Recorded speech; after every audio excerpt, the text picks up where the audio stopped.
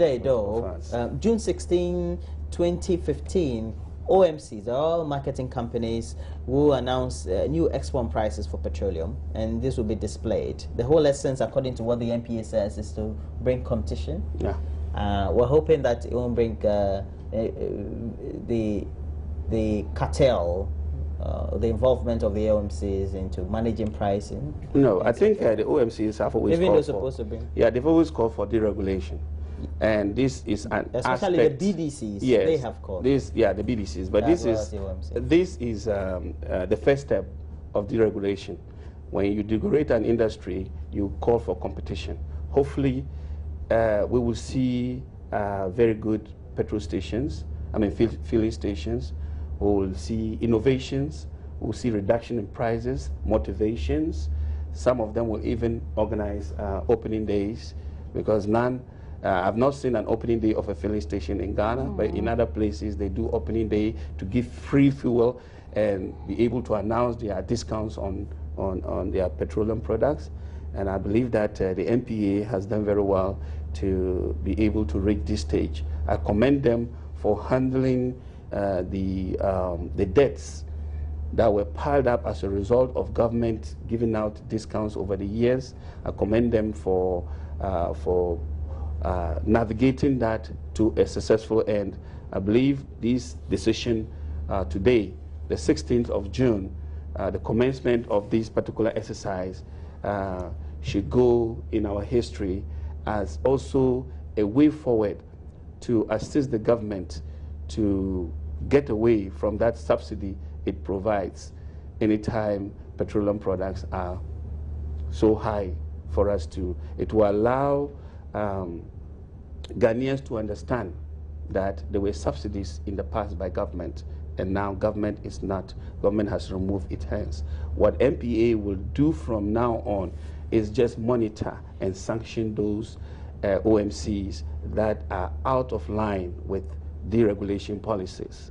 So it's a good thing for us. Ghanaians must be happy that we have reached this stage and that will no more subsidize petroleum products and then accumulate debts because of sometimes the exchange rates, the depreciation of the CD and other things that normally go to make the debts very huge for government to control. And from time to time, we see them always trying to demonstrate or create artificial shortages in the system. So I'm very glad that NPA has reached this. We should commend them and say, yay, thanks to Mr. Saga for getting us to this stage. And we pray that what I would charge the NPA is that they should make sure they monitor seriously the OMCs in terms of their delivery, because most of them will begin to cheat if prices are set, or some of them will deceive you by saying that come and buy a liter at 3 Ghana cedis, but then you are getting half a liter instead of a full liter. So those monitoring. So you're saying monitoring is key? Key, very key to this deregulation, very, very key. We've been advocating this full deregulation, but this one is just the start and ultimately get to full deregulation. What do you make of the concern that at some point when the international price is high, and so then the prices, because it's now free fall, based on how much they take it from the BDCs, they will also have to increase their prices, and government now says no subsidy, and it is a period of an election year and people are concerned, and if you keep increasing, we'll vote you out and things, then government may come in. I asked Dr. Mr. Moses Asaga this morning. He said I'm being preemptive though, but what do you make of well, Doug is saying we should applaud the NPA for taking this decision. Well, it is a bold decision, really, if they can't stick with it till the end. Yeah, because now government is going to remove its hands fully from it, so which means there will be no subsidy. We are being told that the fuel that we are consuming now is subsidized. Now, if government has removed its hand fully from it, which means from tomorrow we're going to pay more than what we are paying now. Not necessarily. Not necessarily. Okay, fine. So let's.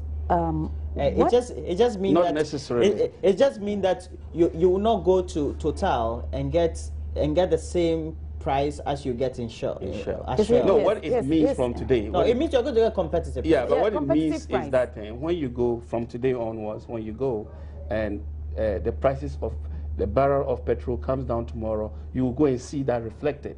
NPA will make sure that they also reduce. That's what it means. Well, let's she hope understands so. perfectly. Yes, let's hope so. Because, even when, the NDC are in power now, talking about petroleum products, you quite recall the experts in the NDC, when the prices of petroleum products went down, and then some of us were calling for the reduction, they had all the excuses. I quite remember Uncle Atu, he had some way of calculating fuel in such a way that you even say that if you go to the petrol shell, you buy it for free, which means you pay less. So now that the government is not going to subsidize petroleum, maybe he knows, maybe he's close to the people who have told us that they've taken their hands off. So maybe he will be in the best position to assure us, because he's now assuring me that not necessarily. So now if the I guess it is his understanding. Yes, if maybe the fuel price is 4 Ghana cedis, or maybe the barrel is 4 Ghana cedis, and I go to the fuel station, I should buy it at a price that I should pay. But you see, competition is good. Even if you look at the telecoms, I was speaking with him off air.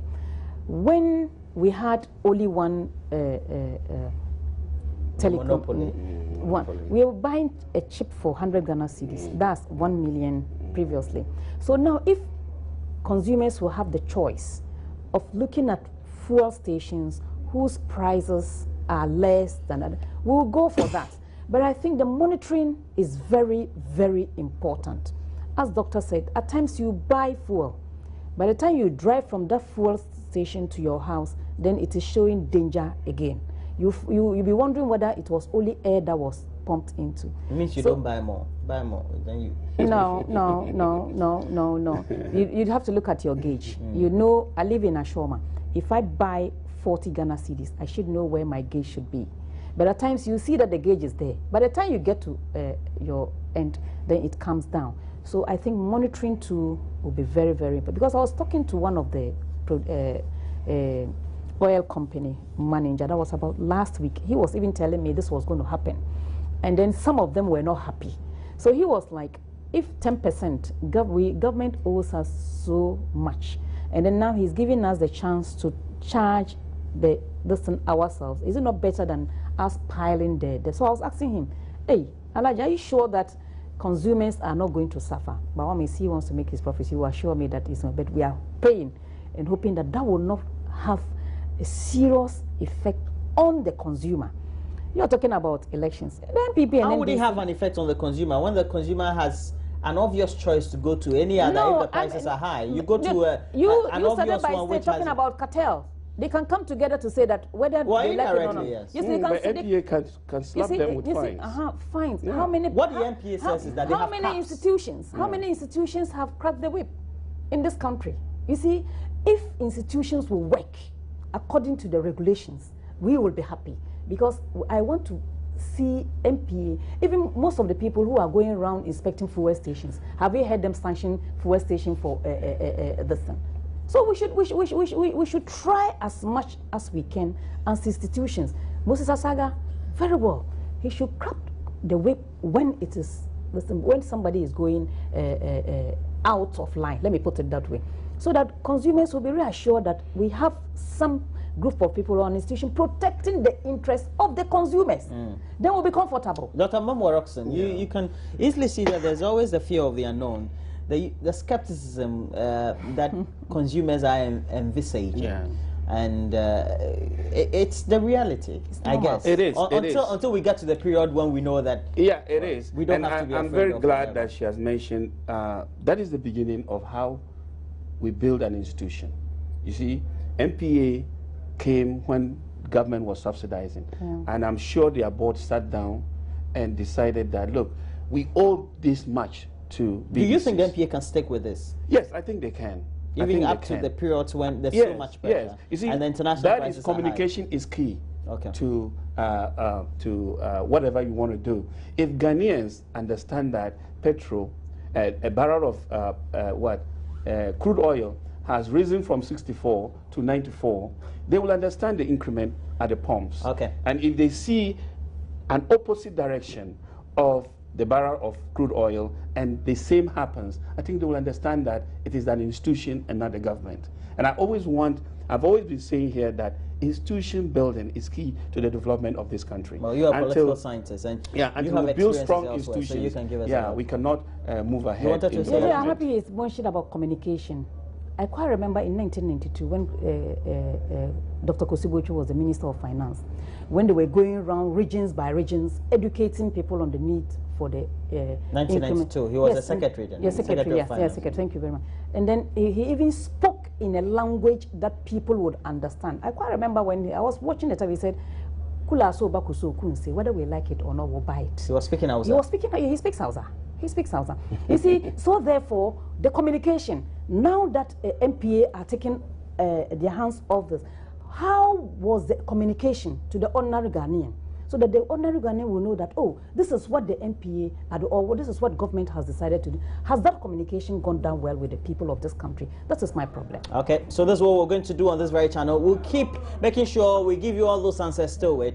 Do we have enough communication on the subject? Are we going to have enough communication on the subject of deregulation, especially when we started gradually and fully has to be implemented ultimately? Dr. Mambwa Roxon, a political scientist, my guest for the morning. Thanks for joining me. Also alongside him is Hajia Hamdatu Ibrahim, the National Women's Organizer of the CPP. Thanks for joining me, Hajia. And I hear you're starting your Ramadan this week? Inshallah. Inshallah. Shukran. Okay, so that'll be it for the show. And please always make sure you get interactive on our social network page on Facebook, Join Us on TV, and also a handle we have on Twitter, Join Us on TV. This is what we do.